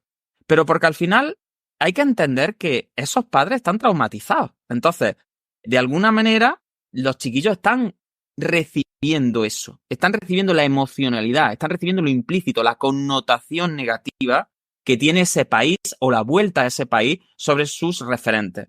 Entonces, siempre se habla mucho de que los padres sufren mucho por los hijos, pero los hijos también sufren mucho por los padres. Es decir, para un hijo hay pocas cosas que sean más dolorosas, y sobre todo a esas edades, que ver a un padre sufrir o tener miedo o no ser como la referencia del cuidado, ¿no? Entonces, en cuanto a los factores precipitantes, claro, es que tenemos que salir de ese modelo biologicista, ¿no? Claro, es que al final esto está provocado por un factor que es que el niño tiene un miedo atroz a volver a ese infierno que ha vivido directamente o ha vivido de oídas, pero que no sé qué es peor, ¿no? Si de oídas o directamente. Pues claro, pero es que eso, tienes que entender que eso es como un palo en la cabeza. Lo que pasa es que no es un palo físico en la cabeza, sino que es un palo que afecta a los sistemas de otra forma. Entonces, en cuanto a los factores precipitantes, yo creo, sinceramente, que tienen que ver muchísimo con eso, muchísimo con ese discurso, quizá implícito o no, o explícito, pero mayormente implícito, del temor de los padres, de los hermanos mayores, de volver a esa situación de agresión, a esa situación en la que son una minoría, a esa situación en la que saben que van a sufrir abuso de una forma o de otra. Y sobre todo, además, no es lo mismo estar en esa situación y solo haber conocido eso, que ahora estar en una situación como en la que se supone que estás protegido y saber que te van a sacar de ese sitio para devolverte a la desprotección. Es que eso al final es mucho peor. Es decir, porque, ¿me entendéis? Es mucho peor porque partes de esa indefensión absoluta.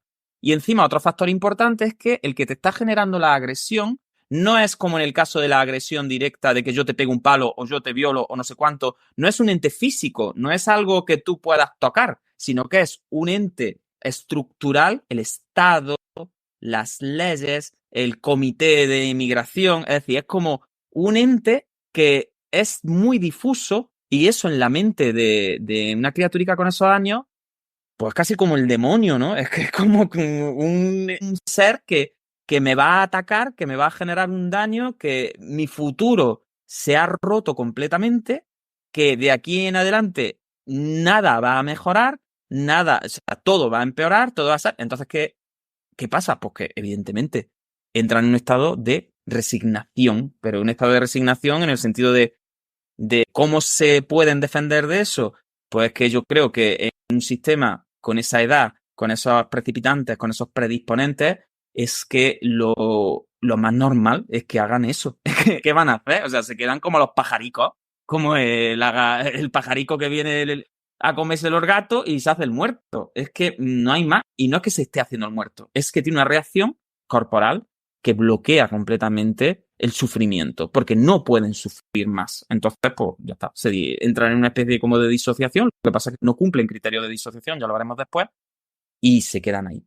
Entonces, es muy triste al final que es que se llama resignación, pero para mí no es tanto la resignación como un síndrome de pérdida absoluta de la esperanza, ¿no? Es como lo de el famoso pórtico este que hay en la iglesia, ¿no? Que dice, abandone toda la esperanza aquí, ¿no? Pues eso es lo que ocurre. Hay un momento precipitante en el que esas criaturas pierden la esperanza. No hay esperanza, no hay futuro, no hay humanidad. y toda su realidad se va a ver rota, se va a ver hecha añicos. De hecho, es muy llamativo como otra experiencia que recoge Susan O'Sullivan de un niño que despertó y que lo describía así. Él decía que mientras estaba en ese estado de resignación, como que él tenía la vivencia de que estaba en una caja de cristal, que estaba metida dentro del océano y que si él se movía o hacía algo o cualquier cosa, rompería las paredes de cristal y entonces el agua entraría y lo ahogaría. Fijaros qué metáfora tan potente, ¿no? De cuando no puedo hacer nada absolutamente para recuperar esa esperanza, porque tengo esa indefensión, soy un niño, mis padres están completamente asustados, inmovilizados también por el miedo. El estado, que es una cosa etérea, me está también generando esa sensación de indefensión porque no puedo defenderme de ninguna manera. Pues claro, es como si el mundo de repente se hubiese vuelto de cristal. Es decir, yo lo único que puedo hacer es quedarme quieto, cerrar los ojos y esperar a que pase. Y realmente, hasta que no pasa, no se despierta. Pues sí, Juan, la verdad es que es bastante sorprendente en ese sentido.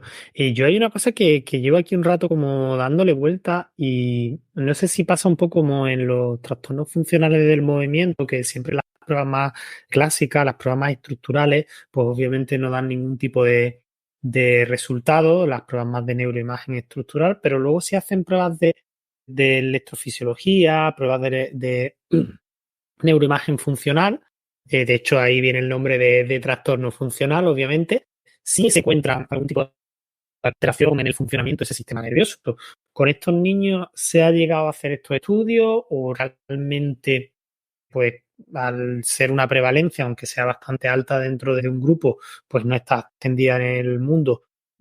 ¿No se ha llegado a hacer estos estudios o se verá algo o qué puede estar pasando ahí abajo? ¿Qué estructuras del sistema nervioso pueden estar implicadas? No sé si hay un poco alguna hipótesis en ese sentido, porque si es verdad que es como un caso tan sorprendente y estamos viendo que no puede ser algo consciente, algo tiene que estar pasando en ese sistema nervioso para que se dé esta clínica. Pues mira, no se ha descubierto nada, es decir, no hay nada en neuroimagen, no hay nada en electrofisiología, no hay nada, es decir, es todo conductual. Pero lo que sí sabemos es que, bueno, por lo menos por similitud etológica, es verdad que este tipo de reacciones, que se llaman reacciones de freezing, reacciones de bloqueo frente al pánico, cuando se pierde la esperanza, ¿no? Bueno, pues algunos de nuestros primos más cercanos, mamíferos, algunas aves también, pero sobre todo algunos monitos, sí las presentan y es verdad que es característica además de la fase infantil. Es verdad que cuanto más joven es el bichito, más tiende a hacer este tipo de respuestas, pues cuando viene el depredador, ¿no? Y bueno, y la típica respuesta de me quedo tieso del miedo, ¿no? Porque el miedo como que colapsa todos los sistemas porque es una respuesta en la que ya no hay capacidad de ese flight, fight, ¿no? No tengo ni la posibilidad de luchar, ni la posibilidad de huir, ni la posibilidad de decir, todas las F famosas del inglés se han perdido, que son las principales funciones del sistema límbico, y entonces, pues como que el sistema simplemente se resetea y entra en ese estado de freezing, que es un estado de bloqueo de me hago el muerto, ¿no? Del play dead, que se dice en inglés. Entonces, bueno, se han hipotetizado, ya te digo, pero por similitud etológica, es decir, es como lo que le pasa a estos chiquillos. Se parece mucho a lo que hacen los monos y algunos bichos cuando tienen mucho miedo, porque la reacción es muy parecida, una reacción hipotónica también, es una reacción en la que cierran ojos, en la que prácticamente las constantes vitales incluso se encuentran aceleradas, que eso es otra gran diferencia con los estados alterados de conciencia. Es decir, normalmente estas criaturas, si tú les mides la frecuencia cardíaca, tienen frecuencias cardíacas similares a las que tendría un estado como de activación, no un estado de inactivación, que esa es otra gran diferencia con los estados alterados de conciencia a los que estamos acostumbrados. Pueden tener 90, 100 pulsaciones por minuto mientras están acostados con los ojos cerrados y sin moverse. Entonces, eso es muy similar, ya te digo, a lo que ocurre en algunos bichos. Se han hipotetizado, pues bueno, algunas funciones, por ejemplo, del par 10, que sabéis que es el vago, ¿no? El vagus, que ahora están tan de moda. Y parece que algunos de los núcleos más antiguos del vago podrían estar, bueno, pues mediando esta respuesta de congelación, podríamos llamarla, ¿no? Pero ya te digo, son todo hipótesis porque no hay nada no hay nada cerrado. Yo, sinceramente, Manuel, como antropólogo aquí, y fíjate que yo suelo ser más neurocientífico que antropólogo, yo creo que realmente no hay que buscar una enfermedad en el sentido de una alteración neurológica porque tengan una predisposición personal por algún tipo, como ocurre, por ejemplo, con lo que hablábamos del sentido del agency, en algunos trastornos funcionales, en el movimiento y tal. Yo creo simplemente que es que, vuelvo a repetir, que es que es como darle un palo en la cabeza. Es decir, lo que pasa es que no vemos el palo, pero no creo que haya un funcionamiento anómalo realmente en cuanto a funcionamiento porque tengan una estructura dañada o una estructura hiperactiva, hipoactiva. Yo creo que es que simplemente cuando uno está en el campo de batalla es más fácil que corra y corra y corra, pero si llega a un sitio seguro, se relaja. Y si después de llegar al sitio seguro tienes que volver a empezar a correr, lo mismo ya tu sistema ya dice, mira, ¿para qué? Es decir, si ahora que yo creía que ya se había pasado lo malo, vuelve otra vez lo malo, pues ¿para qué voy a seguir corriendo? Y fíjate que esta resignación aparece también cuadros parecidos en personas que tienen enfermedades crónicas, que son muy malignas y que tienen cuadros como de recuperación y luego recidivan. ¿Vale? Lo típico de que se comenta mucho en los pueblos de al final se dejó morir, ¿no? Que dicen en algunos pueblos. Y aparece mucho en estos cuadros, ¿no? En cuadros en los que la persona ha estado luchando mucho contra una enfermedad que era muy maligna, vamos a pensar, por ejemplo, un cáncer, ¿no? Hay una fase en la que eso remite y parece que ha mejorado y que todo está bien y que no sé cuánto, y de repente, sin esperarlo, ¡uy!, aparece de nuevo. Y entonces lo que antes era como un periodo de hiperactivación, de muchas ganas de luchar, de mucho no sé cuánto, como que la persona entra en esa resignación, tan parecida, por ejemplo, a la que sienten estos niños en otro aspecto completamente distinto, ¿no?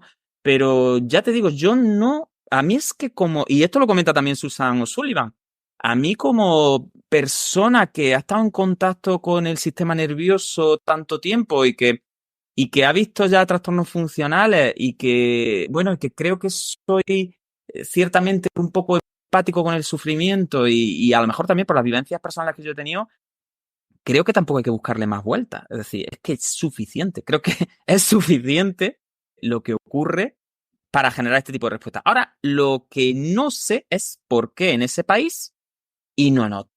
Eso sí me llama la atención y eso habría que estudiarlo. Es decir, no sé si porque a lo mejor, bueno, pues el tipo de información que se da a la familia es distinto. No sé si el proceso migratorio es más prolongado y a lo mejor están más tiempo esperando. No sé si es que se da menos noticias y tienen como menos, ¿me entendéis? Eso es lo que a mí me llama la atención. Es decir, me quedo aquí pajarico perdido porque no puedo con esto, a mí no me extraña. Lo que sí me extraña es el componente cultural de por qué está asociado a ese país en concreto. Que eso sí me llama la atención. ¿Por qué en España no ocurre? Es decir, ¿por qué cuando vienen a España? A lo mejor es que en España se da una serie de condicionantes que hacen que las personas que vienen aquí tengan más claro que no se les va a devolver allí o haya menos control y como que entiendan que a lo mejor pueden escurrir más el bulto y quedarse en la ilegalidad, pero quedarse en este país, ¿me entendéis? Y a lo mejor allí pues es muy difícil quedarse si no te dan permiso. Es decir, habría que analizar en profundidad esos factores antropológicos que yo creo que nos darían la clave de por qué allí. Pero la parte de yo le leo a mi padre que nos han denegado esto, por ejemplo, como el caso que comentan, ¿no? De se creen que somos turcos y si somos turcos nos van a devolver al país y si no somos turcos y somos de otro país, entonces, o sea, esa cosa en un niño de 10 años, pues evidentemente, o sea, es que poco me parece que se queden en la cama con los ojos cerrados y no coman y es que realmente no me sorprende nada. Juan, Dime, Jesús. así escuchando un poquillo, me recuerda mucho a lo que se conoce como la indefensión aprendida, pero como a lo bestia. Es como esa sensación de que te has quedado sin salida, de que sabes que no te puedes escapar de ese sentimiento como de derrotamiento absoluto. Como que me recuerda Sí. un poco a ese concepto. De hecho, en algunos momentos se le ha utilizado el término de indefensión también, en resignación.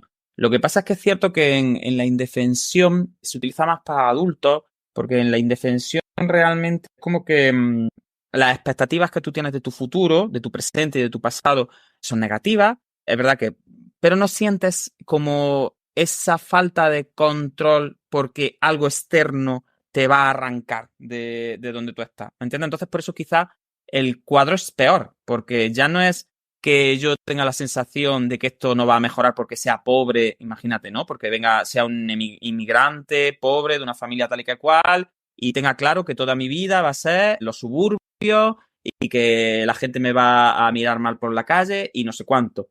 No es solo eso, no es solo eso. Es además el hecho de se me va a devolver a un estado en el que mis figuras, vuelvo a repetir, que creo que son muy importantes, mis figuras de seguridad en esas edades están como congelados ellos ya, de alguna manera. Entonces, claro, la amplificación de esa congelación de los padres es aún mayor. Entonces, claro, es una indefensión, pero una indefensión frente a un hecho ya no solo de me esperan unas expectativas malas, sino que puede llegar en cualquier momento, va a llegar ya, es decir, no es un futuro incierto, sino que ya hemos recibido la carta, a partir de ahora esto empieza cuesta abajo y arrastra a toda la unidad familiar, que eso también es llamativo, porque cuando tú tienes una indefensión, por ejemplo, imagínate una depresión, es muy clásico, ¿no? Es sentimiento de indefensión, ¿no? De no puedo hacer nada para mejorar mi estado. Pero tú tienes a tus compañeros de trabajo, tienes a tu familia, a tu hermano, a tus padres, a tu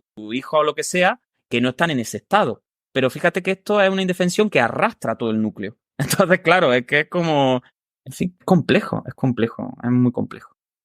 Sí, yo hay algo también en lo que estoy totalmente de acuerdo con Juan, en el sentido de que creo que no hay que buscar un correlato cerebral, ¿no? Es decir, que ya simplemente con la entidad y con lo que pasan estos niños es suficiente.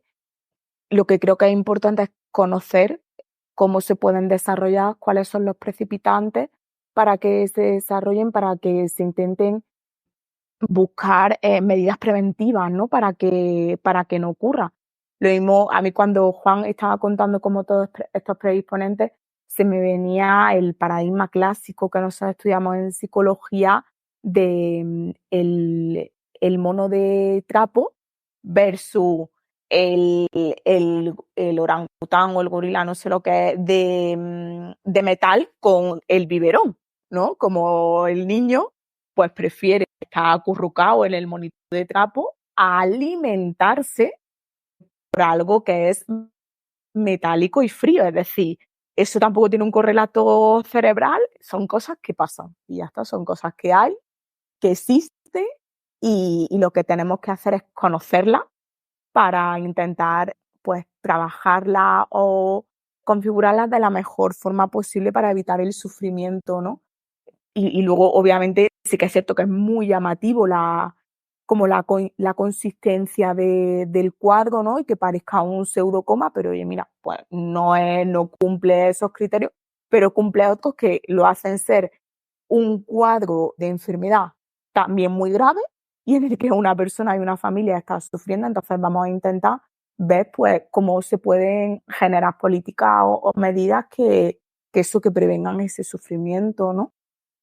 Sí, de hecho es muy llamativo y esto pasa mucho en trastornos funcionales. Es que no está enfermo y es como, mira, un chiquillo que lleva 2 años en una cama con los ojos cerrados, se alimenta por una sonda nasogástrica y no sé qué, es que tiene que estar enfermo. Es decir, que me da igual a qué llames tu enfermedad. Es que eso no es, o sea, si eso no es una enfermedad, ¿qué es una enfermedad? Es decir, vamos ya a aplicar el sentido común. Es decir, que no está enfermo, hombre, ¿te parece poco? Muchas veces ocurre, ¿no? Hemos visto casos de personas con trastornos funcionales que se tiran 8 meses ingresados en el hospital, en una planta de ITU o en una planta de neuro, sin moverse, sin poder ir al baño solo, no sé cuánto, y dices, hombre, no, es que no tiene nada en las pruebas, es que no está enfermo. Y tú dices, hombre, ¿te parece poco? Es decir, pasar 9 meses de tu vida en un hospital. Es decir, si eso no es estar enfermo, entonces, yo qué sé, yo prefiero estar enfermo y me duele la cabeza y me tomo una pastilla que se me quite. ¿Sí? ¿Entendéis? Entonces, muchas veces la enfermedad, yo creo que al final el aspecto, cuando se refieren a aspectos sociales y el factor de carga social, como en el caso del síndrome de resignación, es el más importante,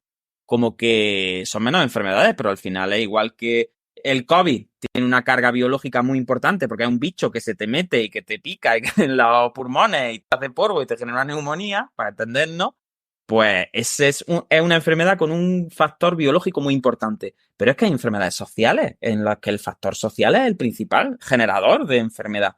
Y en este caso está claro que son los factores sociales, porque los precipitantes son sociales, porque los que mejoran el cuadro son sociales, pero claro, eso no deja de quitarle entidad a la enfermedad. Es una enfermedad, por supuesto que es una enfermedad. Igual que tendríamos que entrar en otros cuadros, pero es que está clarísimo, porque genera un sufrimiento, porque genera una... Es decir, estos niños no participan en ninguna actividad significativa, ni tienen ninguna autonomía, ni es que ni comen solos. Entonces, que podríamos entrar en ¿qué pasaría si no le ponen la sonda nasogástrica y que pasen hambre? ¿Llegarían a mover la mano para comer o no? Pero es que volvemos a lo mismo. O sea, es decir, si para confirmar un diagnóstico tú necesitas someter a una persona a una tortura, pues claro, esto volvemos a lo mismo. Es como, sí, tienes el brazo roto, pero si te pongo delante de una pisonadora y ves que viene la pisonadora y solo te puedes agarrar con el brazo para salir y te agarras, ¿ya es mentira que tengas el brazo roto? No, es que me has puesto en una situación extrema. No es que sea mentira lo que tengo.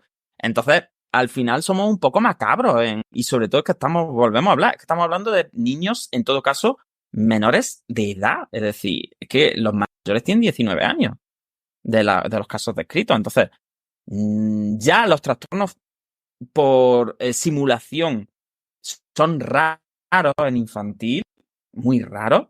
Entonces no podemos echarle en ningún caso la culpa a estas criaturas. La buena noticia, la única buena noticia que tiene esto es lo que decía Paula, y es la buena noticia en general de los trastornos funcionales, es que son reversibles. Sí, es cierto que si yo estoy en un estado de mínima conciencia por un traumatismo craneoencefálico severo, pues eso es muy difícil de salir de ahí. Sin embargo, en los casos de síndrome por resignación, si mejoran las condiciones, se produce una mejoría. Pero otra cosa que nos dice que los niños no están simulando es que, aun en los casos en los que se produce mejoría, la criatura tarda tiempo en mejorar. Es decir, esto no es, me llega la carta diciendo, sí, ya no te vas a volver a tu país de origen y de repente el niño abre el ojo y dice, ay, ya no tengo que simular más. Ya no soy como las malas de las novelas, ¿no? Que estaban todas en silla de ruedas y luego cuando se iba la nuera se levantaban y hablaban mal de ella. No, los chiquillos pasan por una recuperación paulatina en la que les cuesta salir de ese estado. Que al final muchos de ellos llegan a estudiar en la universidad y llegan a ser personas felices, que no quieren acordarse de ese momento de su vida, efectivamente, pero que tampoco es llega la carta, te digo, mira, que ya no nos van a mandar al país, y el niño de repente tiene un funcionamiento normal. No, tiene que despertarse, tiene que volver como poco a poco a generar ese funcionamiento. Entonces es muy llamativo. Y sobre todo también, volvemos a lo mismo, igual que no hay correlación con cuadros somáticos, llamémoslos, ¿no? Como pueden ser los cuadros más neurológicos, tampoco hay correlación con cuadros psiquiátricos, porque luego también hay mucha gente que dice, esto de los síndromes culturales no vale para nada, porque estos son los mismos cuadros psiquiátricos, nada más que ya está, que están en una población determinada y no sé cuánto. Pues mire usted, tampoco, porque es que cuando tú haces los diagnósticos diferenciales con cuadros en infantil que se parecen a esto, como pueden ser, bueno, algunos cuadros que hay descritos, incluso los casos de catatonia, porque la catatonia sí es un diagnóstico que existe, ¿no? Como signo y que suele ir asociado, por ejemplo, a trastornos psiquiátricos graves, a psicosis, esquizofrenia, etcétera. Pero hay casos en los que cuando los niños se enfrentan a traumas grandes, antes se hablaba, por ejemplo, de los síndromes de negativa generalizada, ¿no? En inglés, que bueno, que afectaban como también a chiquillos que habían tenido cuadros gordos. Pero claro, el problema es que en los síndromes de negativa generalizada, como que la reactividad del niño es activa. Es decir, el niño se enfrenta activamente. Tú le quieres dar de comer y él se niega. Tú quieres que camine y él se niega. Tú quieres que se mueva y el niño se resiste. Es como que el niño entra en un estado de encojonado, para que me entendáis, y no quiere. Es como... Y esto es muy típico en los niños, no a ese nivel, pero sí cuando tiene una rabieta, ¿no? Todo el mundo conoce lo de, joder, el niño está tan cansado, ya tiene tanto sueño que es que ya es que todo le molesta, no quiere nada más que llorar, ya está bregando y no sé qué, ¿no? Pues para que me entendáis, es decir, hay niños que entran después de un trauma grave en ese estado, ¿no? En un estado como de me quiero defender de algo que no termino de entender y mi defensa es negarme a todo de una forma activa. Pero fijaros que en el síndrome por resignación es al contrario, es completamente pasivo, es completamente abandonarse, ¿vale? Y luego los cuadros de estupor clásicos disociativos psiquiátricos normalmente se caracterizan por hipertonía. Y en estos casos hay hipotonía. En el caso del síndrome de resignación, ni siquiera reaccionan a ruidos fuertes o a hielo, a frío, que en los casos de estupor psiquiátrico normalmente sí. Aunque ya digo que esto del estupor disociativo y depresivo ya casi que se ha metido en el cuadro de catatonia. Y es cierto que la catatonia es un cuadro que se podría parecer bastante al síndrome de resignación. Pero claro, cuando tú te vas a los manuales diagnósticos, de las características que tiene que cumplir la catatonia, el síndrome de resignación cumple básicamente el estupor, que es estoy callado y no me muevo y estoy como que no interacciono con el entorno ni sé cuánto, ni nada. El mutismo, que es no hablo ni aunque me lo pidan, y la falta de colaboración. No cumplo órdenes. Es decir, ni hablo, ni cumplo órdenes y encima estoy como desconectado del medio. Pero luego es verdad que en los cuadros de catatonia lo más frecuente es que aparezcan, por ejemplo, catalepsia, es decir, que disminuyan las funciones vitales hasta el punto de que la gente parezca que está muerta cuando realmente no lo están, ¿no? Como esto que contaban antiguamente a la gente que enterraban viva, ¿no? Estos cuadros, ¿no? De hecho, ya os digo que las constantes vitales suelen estar bastante alteradas. Tampoco aparecen signos como la flexibilidad aérea, que es característica también de los cuadros de catatonia, ¿no? Que es como esa resistencia, como si estuvieras doblando un poco una vela que estuviera caliente, ¿no? En los miembros no mantienen posturas complejas, raras, que también es característico de la catatonia, ¿no? La típica imagen esta de que ponen a alguien con la cabeza en una silla y con los pies en otra silla y se mantiene, ¿no? Que es tan típica de los circos, ¿no? De todos esos conceptos tan negativos que se han asociado a lo psiquiátrico. En estos casos tampoco hay mantenimiento de posturas complejas. No se produce, por ejemplo, el síndrome este de la almohada fantasma, es decir, no tienen contractura que aparezca en ninguna parte del cuerpo, no tienen manierismos, es decir, no hacen gestos raros con la cara, ni mantienen estereotipia, no hay ecosíntomas, es decir, no hay ecolalia, no hay tendencia a la perseveración de ninguna clase, no se agitan en ningún momento, es decir, están completamente siempre en esa posición tan pasivos. Entonces, todo eso no se da. Entonces, como, bueno, esto es catatonia. Bueno, es catatonia hasta cierto punto, porque cumplen algunos de los criterios, pero otros muchos criterios, o otros muchos signos clínicos que suelen ir asociados a las catatonias más psiquiátricas, pues no van. Y de hecho, incluso desde el punto de vista más biológico, que sería la medicación, no responden a medicación. Clásico que en algunos casos de catatonia se responda, por ejemplo, a la benzodiazepina, a las benzo, y que puedan mejorar el cuadro. Incluso se han propuesto terapia electroconvulsiva en algunos casos con buenos resultados, pero en el caso del síndrome de resignación no hay ninguna medicación que mejore el cuadro. Entonces, que esto es muy llamativo, es decir, no hay ninguna medicación que mejore el cuadro y, sin embargo, cuando reciben la noticia de que por fin han conseguido el asilo, de que por fin se mantienen en el país, el niño poco a poco empieza a despertarse. Entonces, que tiene una belleza y un aspecto terrorífico a la vez, que es una metáfora del sufrimiento, de la vida y de la salud como algo que es multifactorial y que va mucho más allá de lo que entendemos hoy en día como una enfermedad o entendemos hoy en día como algo tratable. Entonces, si no somos capaces de dar una respuesta a personas que están sufriendo tanto como para estar en esos estados y que encima son criaturicas, vuelvo a repetir, será la palabra más repetida de este episodio, ¿en qué tipo de sociedad estamos? ¿Qué tipo de cultura estamos generando? Y bueno, en el fondo no deja de ser una metáfora del funcionamiento global de nuestro mundo, ¿no? De quizá una forma extrema en la que con la inocencia de un niño se ejemplifica, bueno, pues ese estado en el que se encuentran, ¿no?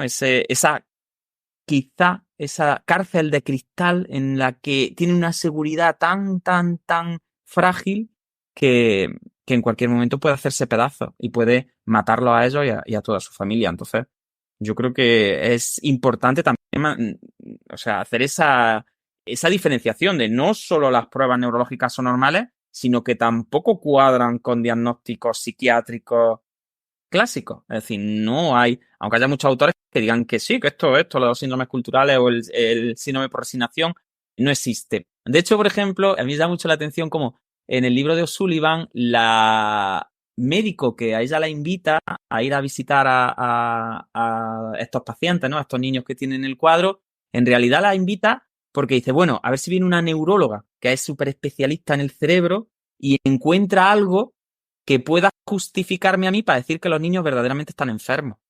Cuando ella cuenta que este médico está a pie de cama con ellos, los entiende perfectamente, sabe perfectamente cuáles son. Sí. Pero incluso esa persona, con ese gran conocimiento que tiene del estado de estos chiquillos, sigue como con la esperanza de que venga la neuróloga y encuentre un signo y diga, ¿ves? Esto les pasa. Y entonces ya como que la enfermedad gane entidad. Como si la enfermedad necesitara eso para tener entidad y no tuviera la suficiente entidad teniendo a un chiquillo postrado en la cama. Entonces, ya os digo, es precioso y terrible a la vez. Por eso a mí me parece tan interesante.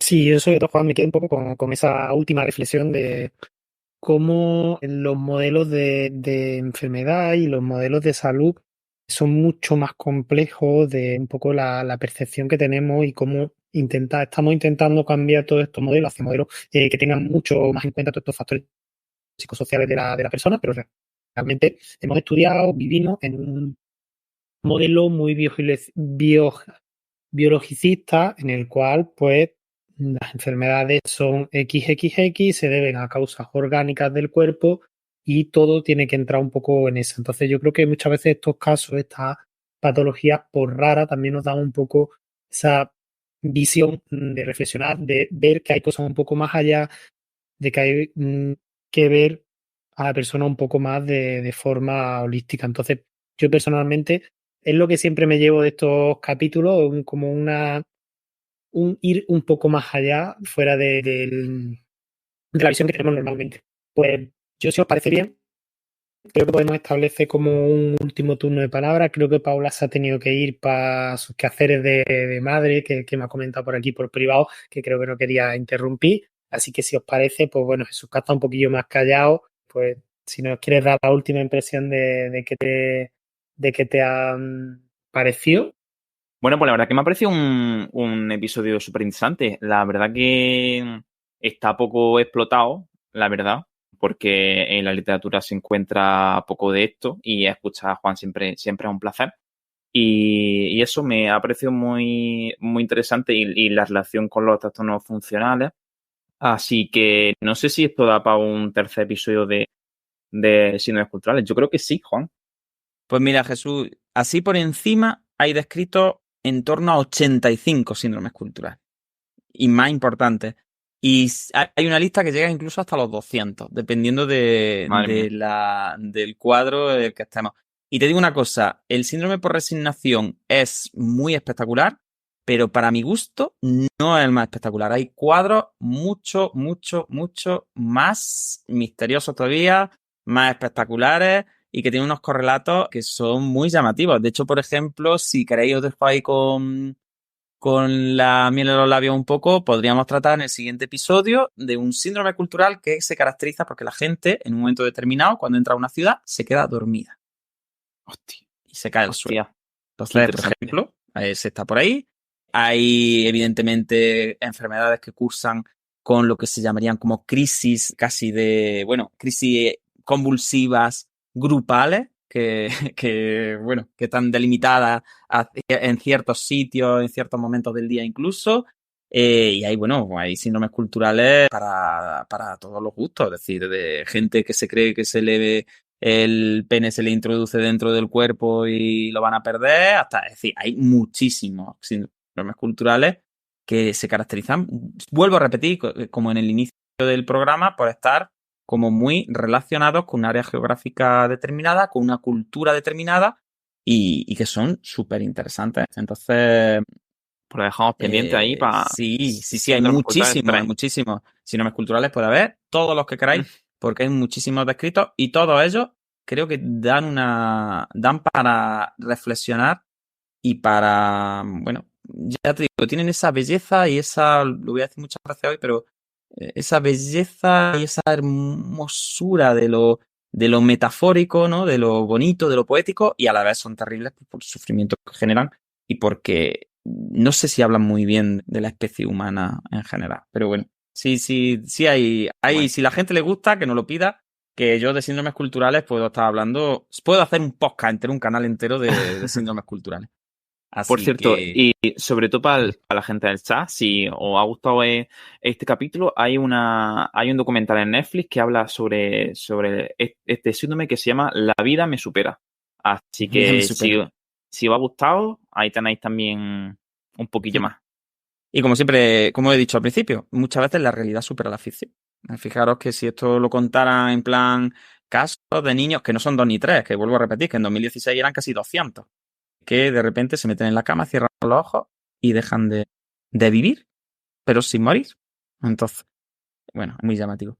Así que nada, si tenéis alguna preguntilla para el chat o lo que sea, y si no, pues Manuel, si está dispuesto, pues que cierre y Pues ya que está. nos Sí, a comente mí me qué le ha pareció parecido Twitch, si va a volver a Twitch o si nos vamos a volver a YouTube me o a Clubhouse pareció o a Zoom o interesante. a... Bueno, yo lo no que se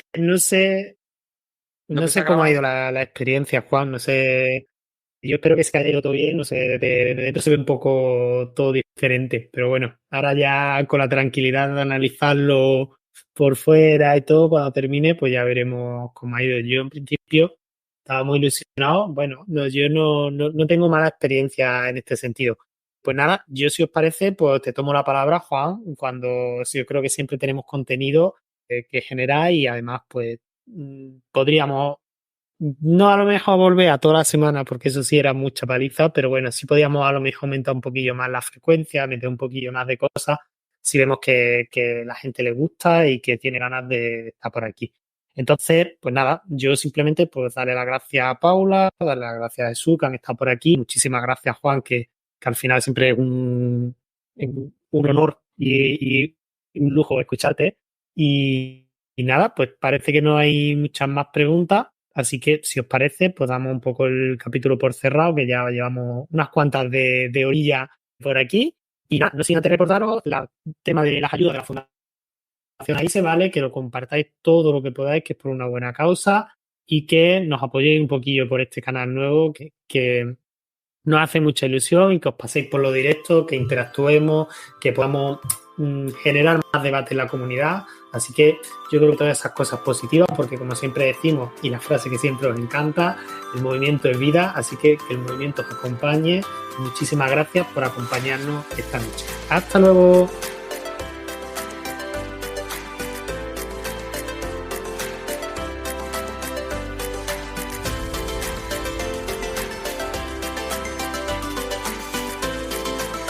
Neuroconciencia, del caos a la sinergia.